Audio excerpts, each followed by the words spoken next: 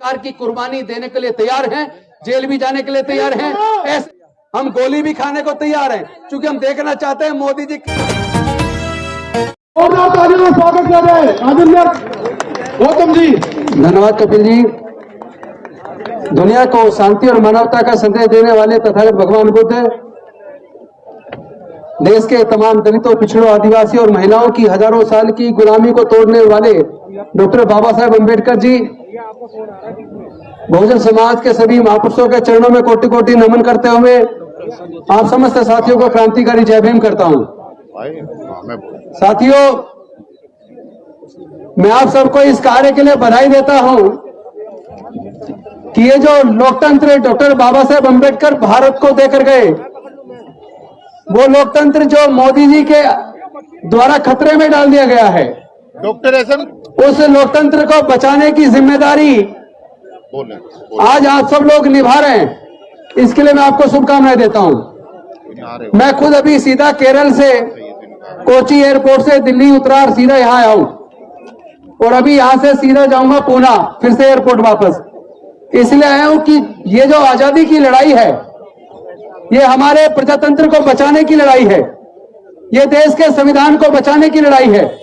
इस लड़ाई को अगर नहीं लड़ा गया तो डॉक्टर बाबा साहब अम्बेडकर जी की कुर्बानी बेकार चली जाएगी।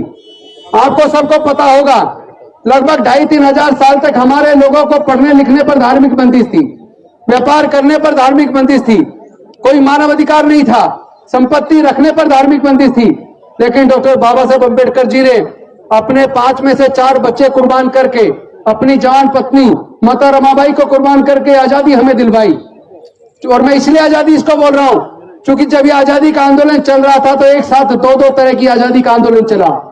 एक आजादी की लड़ाई थी 200 साल की अंग्रेजों की गुलामी से आजादी का आंदोलन, जिसको लाखों लोगों ने लीड किया, लाखों जान गई, औजार हथियारों का इस्तेमाल हुआ, हजारों नेता थे।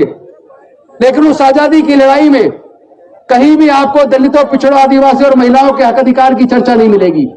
लेकिन दूसरी आजादी की लड़ाई लगभग 3,000 साल की गुलामी से आजादी की लड़ाई थी, जिसको डॉक्टर बाबा साहब अम्बेडकर जी ने अकेले लड़ा, बुद्धि और विवेक से लड़ा, कोई खून नहीं बहाया, कोई औजार हथियार नहीं उठाया, और उन्होंने इस लड़ाई में अपने 4 बच्चे और पत्नी को गवाकर हमारी हजारों साल की गुलामी को तोड़ा। आज वो जो आजादी डॉक्टर बाबा साहब अम्बेडकर ने हमें दिलवाई है, वो खतरे में आ गई है। क्योंकि अगर वोटर को यह भरोसा ही नहीं है कि उसकी वोट उस व्यक्ति को जा रही है जिसको वो जिताना चाहता है, जिसको वो वोट देना चाहता है, अगर वोटर को अपनी वोट का भरोसा ही नहीं है, तो फिर ऐसे प्रजातंत्र का फायदा क्या? वास्तव में देखा जाए तो प्रजातंत्र बचा नहीं है, क्योंकि जो केंद्र में सरकार है, जो वायदे करके वो सत्ता में आई थी, उनमें से एक वायदा उन्होंने पूरा नहीं किया। उन्होंने काला धन वापस लाने की बात की थी, कोई धन काला धन वापस नहीं आया। हर साल 2 करोड़ रोजगार देने की बात की थी, कोई रोजगार नहीं मिले। महंगाई कम करने की बात की थी, वो नहीं हुआ। हर मोर्चे पे ये सरकार फेल हुई है।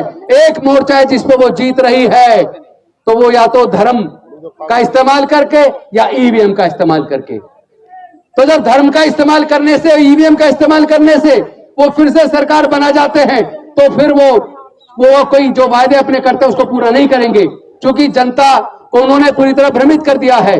और जो पार्टियां इस आंदोलन में ईवीएम हटाओ देश बचाओ, ईवीएम हटाओ बैलेट वापस लाओ, ईवीएम हटाओ संविधान बचाओ, जो पॉलिटिकल पार्टी या सामाजिक संगठन इस आंदोलन में शरीक नहीं होना चाहते, तो हम मानते वो मनोवादियों के साथ हैं, वो लोग लोकतंत्र के खिलाफ हैं, वो लोग प्रजातंत्र के खिलाफ हैं, वो लोग स्वतंत्रता के खिलाफ हैं, वो लोग देश के संविधान के खिलाफ हैं, वो लोग देश के लोगों की आजादी के खिलाफ हैं। आज देश के लोगों की आजादी खतरे में है। आज इस मंच के माध्यम से हमें कोऑर्डिनेशन टीम घोषित करेंगे। वो कोऑर्डिनेशन टीम पूरे देश का ईवीएम हटाओ देश बचाओ, ईवीएम हटाओ संविधान बचाओ, ईवीएम हटाओ बैलेट पेपर वापस लाओ, इसके आंदोलन के लिए पूरे कोऑर्डिनेशन टीम आज हमारी टीम यहाँ घोषित करेगी।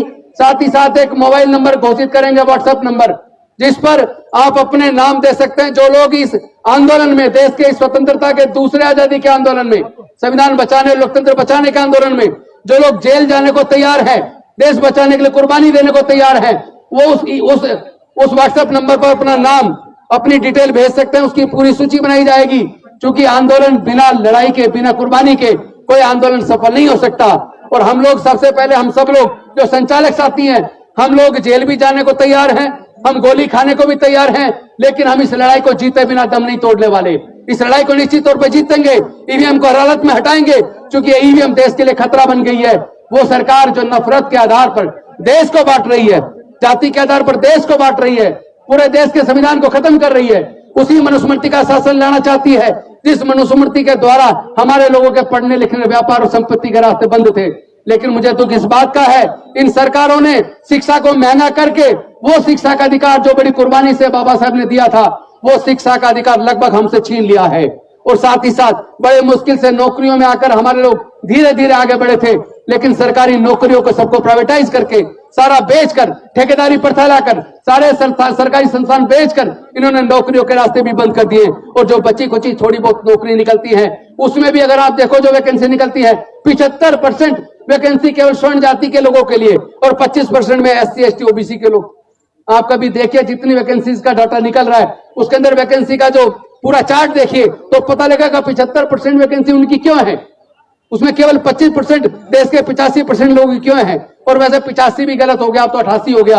आंकड़े जो जारी हुए जाति के बिहार के अंदर, वो आंकड़े बताते हैं केवल 12% लोग स्वर्ण जाति के हैं, बल्कि जो छत्तीसगढ़ का आंकड़ा हमने देखा, मध्य प्रदेश का देखा, झारखंड का देखा, वहां तो स्वर्ण जाति के लोग केवल 6% है। लेकिन देश के सारे संसाधनों पर 90% संसाधनों पर इन 10% लोगों का कब्जा है। देश के 90% व्यापार पर इन 10% लोगों का कब्जा है। देश के सारे प्राकृतिक संसाधनों पर इन 10% लोगों का कब्जा है।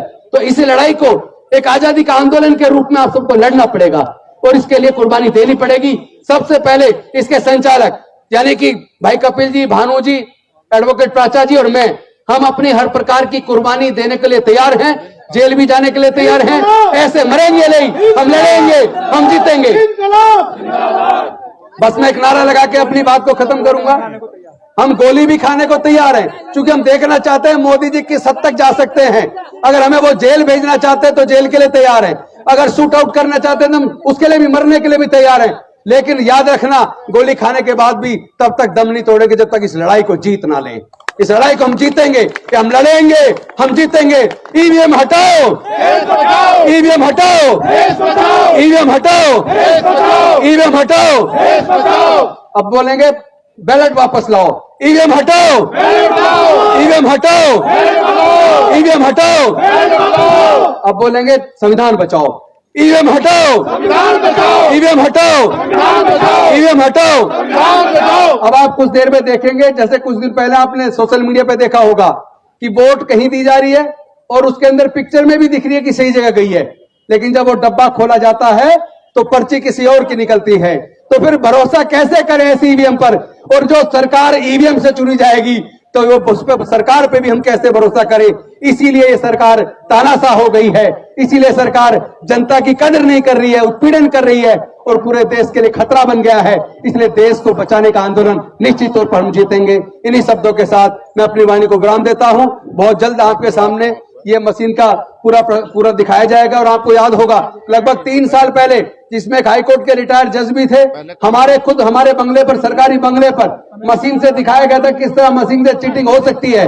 और अब तो अनेकों लोगों ने करके दिखा दिया है। तो फिर ऐसी ईवीएम पर भरोसा क्यों करें? कुछ ही देर में आपके सामने प्रदर्शन होगा ईवीएम के द्वारा कि किस तरह चीटिंग होती है। उसके बाद भानु जी के माध्यम से वो घोषणा होगी मोबाइल नंबर की, जिसके द्वारा लोग जुड़ सकते हैं, कुर्बानी के लिए जुड़ सकते हैं। साथ ही साथ नेशनल कोऑर्डिनेशन टीम एक टेंटेटिव घोषित होगी और 1 महीने के अंदर अंदर पूरे देश से लोगों को लेकर, हर राज्य से प्रतिनिधित्व लेकर फिर परमानेंट बॉडी डिक्लेयर होगी और 1 महीने के अंदर हम इसको राष्ट्रव्यापी आंदोलन, इतना बड़ा आंदोलन बना देंगे। इतना बड़ा आंदोलन आज तक कभी भारत में, आजाद भारत में हुआ नहीं होगा।